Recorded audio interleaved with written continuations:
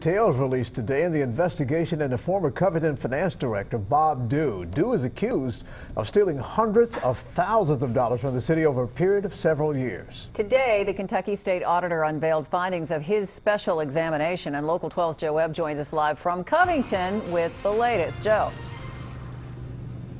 Well, Kit, Covington Auditor Adam Edelen released a 25-page report today that was a result of a 5-month investigation that looked at 66,000 checks written by the city of Covington. And the bottom line is, according to the auditor, Bob Dew bilked the city of Covington out of $793,000 between 2001 and 2013, and the city's lack of oversight gave him the opportunity.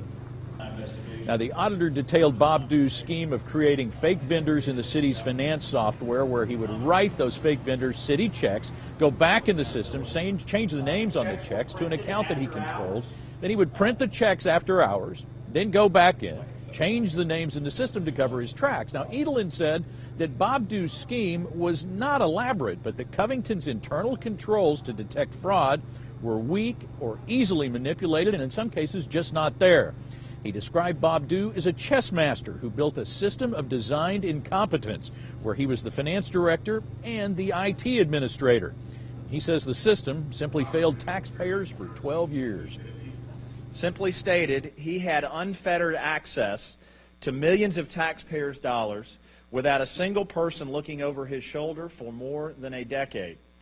That this could happen in the state's 5th largest city, and one that is a gateway to Kentucky for so many people, is astounding and frankly inexcusable. Now, the city of Covington has sued to recover that $793,000. The auditor says that current Covington leadership cooperated fully with his investigation, and since the fraud was detected last August, dramatic changes have been made in the way Covington's finance department is run. Now, Bob Dew is also facing felony charges for his alleged embezzlement. He is locked up and has been locked up since last fall. He will be back in court next month.